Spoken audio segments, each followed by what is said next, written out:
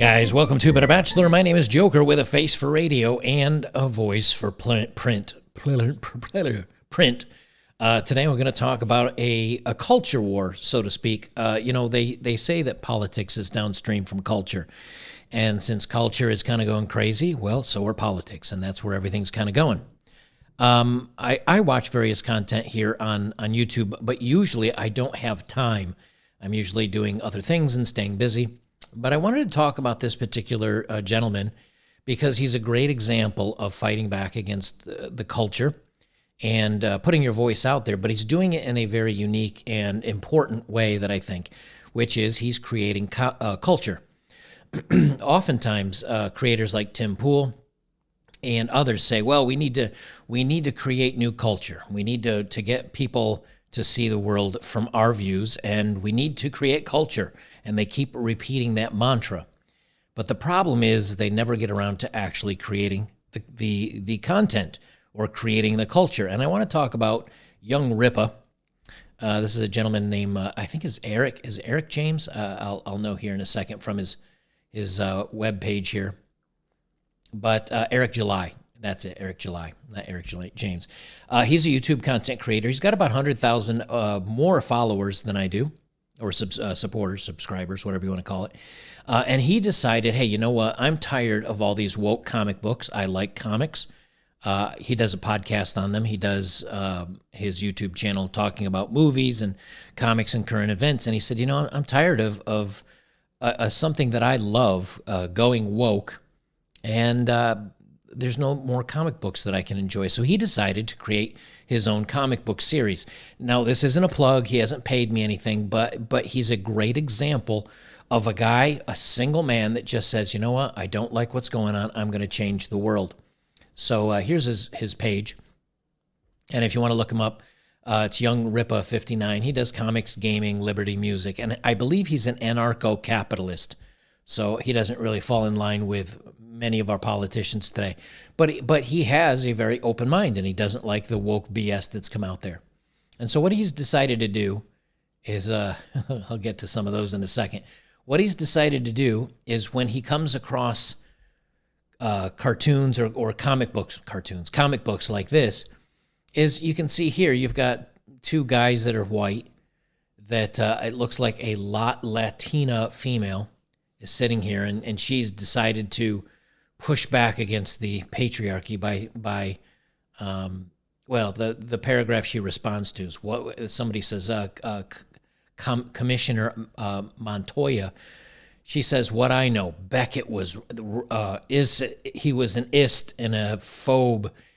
And she says, now you're trying to virtue signal by offering a position of commissioner to a female, a LGHD TV female representing Latinx. And of course, this is exactly what you look at when you say, when did comics become all the buzzwords and all the things? Here you've got a woman that's a minority that's saying these guys are virtue signaling, and what they're doing in this comic actually in and of itself is virtue signaling. And if you're tired of this crap, you say, I want different content. Well, Eric is creating it. And this is from the Ripaverse. And I'm just going to touch lightly on what he's doing, and then I'm going to talk about the bigger cultural impact. This is his Twitter page, and I'm now officially on Twitter. I don't know how long I'll be on there.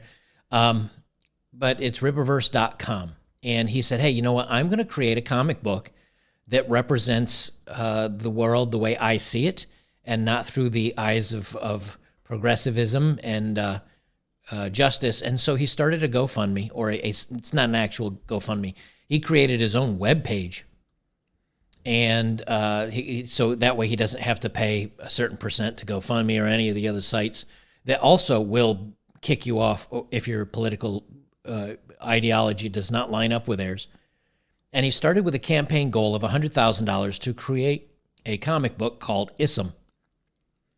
And his goal, he's reached so far, the percentage of his goal, he's reached 1.8 million. Now, before I left for lunch and to meet up with my property manager to get my land cleared off, my general contractor, It was at 1.7. So just in this afternoon, it's made another 100,000. He's gotten 18 times more than his original goal.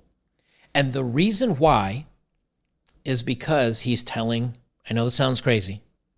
You'll find this hard to believe. He's telling a story about a superhero, a man. That's it.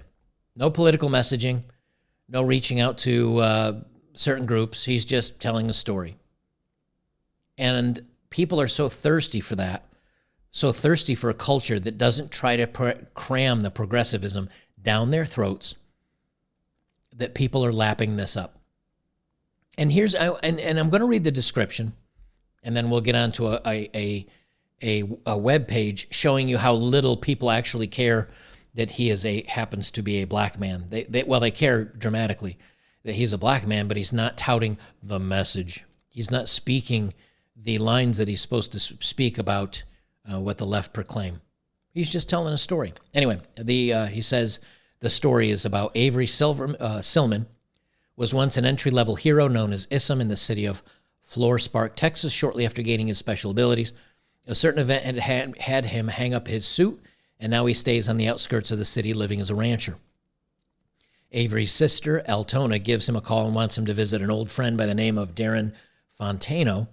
Another family friend that was interning with Altona has gone missing, and she last heard that she was dealing with Darren, but Darren has much changed since he was hanging out with Avery when they were young. He's a cold-blooded shot caller and one of the most feared men in the city. And it goes on a little bit further. What you don't hear is him talking about he's doing this because as a black man he's being held down, or the superhero has to fight back against injustice. As a matter of fact, he doesn't even mention, I know this is crazy, but he doesn't even mention the race of his main character. Why? Because he knows people don't care. People don't care if it's a strong black man, a strong white man, strong Asian man. They don't care. Just tell us a story. And that's what he's doing. And that's why he's doing so well in his campaign. I purchased the Issam cover #1. I'm not a comic book fan. I'll be honest with you. The last comic book I had, I actually owned, and I think it was Uncanny X-Men. I did own the first comic of that. I think I got rid of it or threw it in the trash. I wish I hadn't. It's probably worth a lot of money. But that was many, many, many years ago. I'm not a comic reader. And you get his first batch or his first cover for $35. And I said, you know what? Even though I'm not a comic book reader, I support the idea. I support the message. I support the culture of this. And this is what you have to do if you want culture to change. You have to start funding people that want to change the culture. And so I donated to him by getting Issam cover #1. But this is how they push back against you if you don't want to be part of the new wokeism, the new feminism that wants to paint everybody in a certain light. I just realized I look a little orange today. Maybe I'll be able to fix that in post-editing. I don't know why. I look fine on the camera. This is from Bounding into Comics. The comic book subreddit bans Eric July's Rippaverse comics for supporting comics from hateful groups. Now, the group that he represents is, I don't know, anarcho-capitalist, black guy, conservative. That's about it. But Reddit decided to ban his group off of Reddit because he doesn't support them, or he doesn't talk about the message. He just talks like, hey, you don't have to agree with me politically. Not putting that in the comic book. We're just going to do comic books. And they removed him because of it. They say Eric July's launch of his Rippaverse comics was banned by comic book subreddit, which touts over 2.5 million true believers. And this is from his Issam #1. And I forget who he said he had pen and ink this for him, but it's his story. He wrote the story. And whoever did the ink work did a great job. I mean, this is better than, as far as quality-wise, this is better than anything of Marvel or DC are putting out today. Twitter user Uncapped Turtle shared a screenshot showing the subreddit banning July's promotional videos for Rippaverse comics titled Welcome to the Rippaverse. Not only was a promotional video banned from the subreddit, but users attempting to share it were also permanently banned. This is what happens when you do think. You know, when you think outside of the box. The new news speak from 1984. You're using banned ideas, thoughts. Now remember, they're all about supporting minorities, people of color, the people on the outskirts. You're supposed to lift them up and prop them up and put them in front of everybody else as a representation of your beliefs. Unless you don't, and I talked about this in a video the other day. Unless you do not, if you're a free thinking person, it doesn't matter who you are or what you represent, or if you're part of the LGHD TV community or you're a minority or whatever. If you don't support the message, you're out. Well, Eric is out because, again, he doesn't fall into that line of thinking. An error message on the post reads, "Sorry, this post has been removed by the moderators of Our Comic Books. Moderators remove posts from feeds for various reasons, including keeping communities safe, civil, and true to their purpose." It's kind of weird, really, because a man creating his own comic book and wanting to promote and publish his own comic book seems pretty true to the purpose of the subreddit comics or comic books, which is, what's the actual comic books? Yeah, it's the comic. So here's a guy putting out his comic book, and it's banned for not supporting the community. Interesting, isn't it? A message from the moderator then stated, "You have been permanently banned from participating in Our Comic Books. And if you have questions in regards," and they go down through and talk here more about the ban. Here's why this matters, okay? Here's why I wanted to bring up this whole thing. Many times today, you'll hear from people, myself included, that we're extremely tired of all the messaging, the branding. We don't like where culture's headed. We need to course correct. But the companies with the money, i.e. the Disneys, the Netflix, the Marvels, the DCs, they're the ones with all the money, so they can, even if they don't make money, they'll still push out a movie that still has a message branded to it. And oftentimes we say, well, we need to fight and push back from our side of the fence, our side being just a normal human being that doesn't want politics and or wokeism injected into everything we talk about. But the problem is with that is that that costs money. It costs money to create products. It costs money to make movies, to put up TV shows. And that's how you get into mainstream culture. I mean, at 375,000 followers or whatever I now have here and 50,000 over at Locals, I'm still actually considered a smaller voice on YouTube. But a lot of people are not on YouTube. So how do you reach out to the next generation of young men coming up today that want positive masculine role models? You create comic books. You do what Daily Wire is doing and creating cartoons that are free from all the messaging. It's just, hey, here's a cartoon like you used to see on TV before everything went crazy. And I want to say this to you guys that are out there that are saying, I don't know how to do this. I don't know how to fight back. I don't know how to be a voice. Doesn't mean you have to be a YouTube personality. Doesn't mean you need to be anything special. You just need to start speaking up. And Eric spent a lot of money on inking the pages.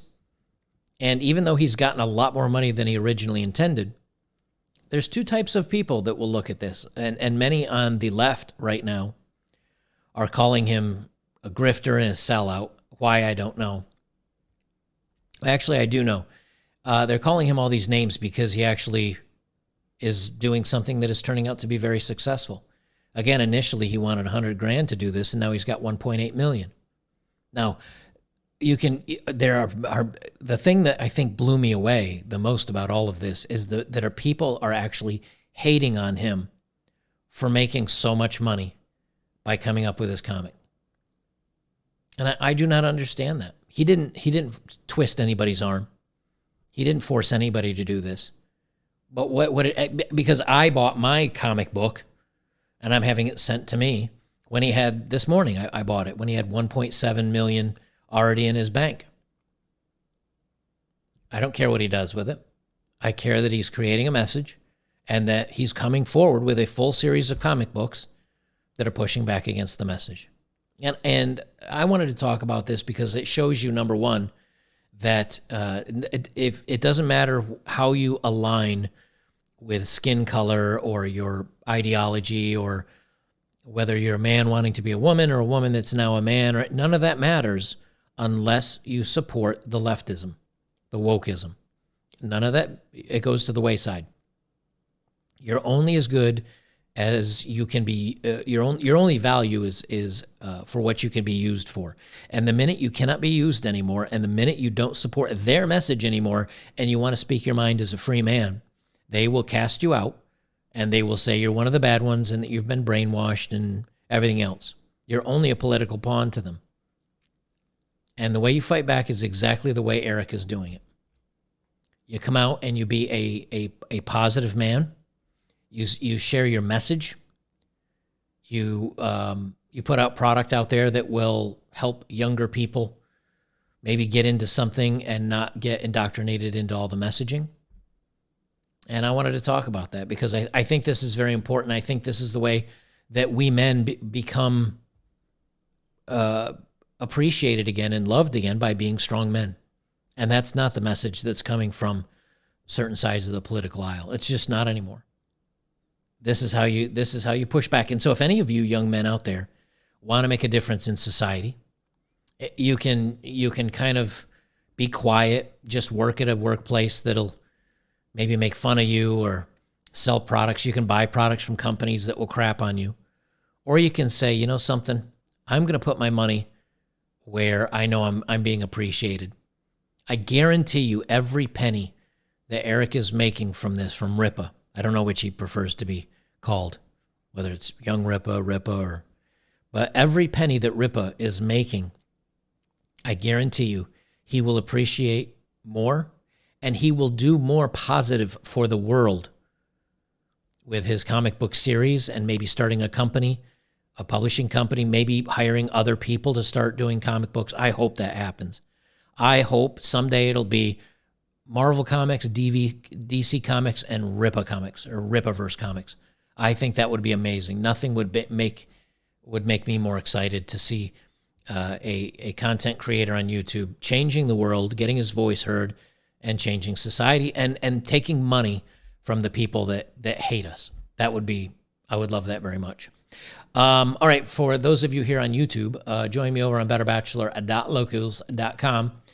I could do this stuff. I mean, I can do this stuff over here, but it's so weird, and this is some of the weird stuff. I've got like 4 or 5 of these I want to share, but so much of this is just, I'll play one. I'll do one here on YouTube so you guys can kind of see what I talk about over on Locals. This is a young person. I don't know how cat self, I don't know. And they've gone on TikTok, I think this is TikTok, to explain how to communicate how this person and their significant other cat selves, cat people, talk to each other. I don't know. I remember that instead of being praised and getting millions of views and thousands of likes for something like this, that men in white coats would show up, and they would take you away to a very nice, soft, padded room where you would be safe from harming yourself or others. Times have definitely changed. I'm not going to play through the whole thing, but I want you to hear this, because this is how people are virtue signaling. It used to be you would virtue signal by being, I don't know, pretty, strong, successful, athletic. It'd be an actual real accomplishment. And then people started getting attention and getting social validation by claiming to be a victim, by claiming that bad things happened to them, or they got shamed, or they got harmed. And then people got tired of that. And now the newest trend that's been out for the last 6 months is to jump onto these websites and explain to everybody what makes your pronouns so unique, what makes you such a unique and wonderful person. And they need to explain their choices in life to you. I got news for you. We don't care. Just like if I decide to tell you my life experiences and what I did, many of you may say, well, there's a lesson to take away from that, but you don't really care what I did and why I did it and when I did it and what the outcome is, unless maybe there's something to be learned. If there's anything to be learned from this person, it's that mental illness is alive and well. Be teaching you guys some ways that my friends and I meow to one another to communicate when words just seem a little too difficult. So here we go. I know you guys hate when I keep interrupting this stuff, but I think of something, and if I just let it go, I'm going to forget. This is how they communicate with each other when words are too difficult. That's what this person said. We meow at each other when words are too difficult. I remember when I was, I don't know, 4 or 5, 6, 7, somewhere around there. I remember using words to talk to my parents, and I was a very young person, having only known the language. I mean, I was a 5 or 6-year-old, and I'd only spoken English for a mere 2 or 3 years, so, didn't have a huge vocabulary. If I can manage to speak English, how is it that these young people today have to find new ways to speak because words are too difficult? Well, words aren't too difficult. They're just virtue signaling, and this is a prime example of virtue signaling. Okay, so first off, we have the normal meow that we just use mostly to get each other's attention. Meow. Okay, then we have the dissatisfied meow. Then the angry meow, but we only use this one on rare occasions because overall we're a very happy kitten family.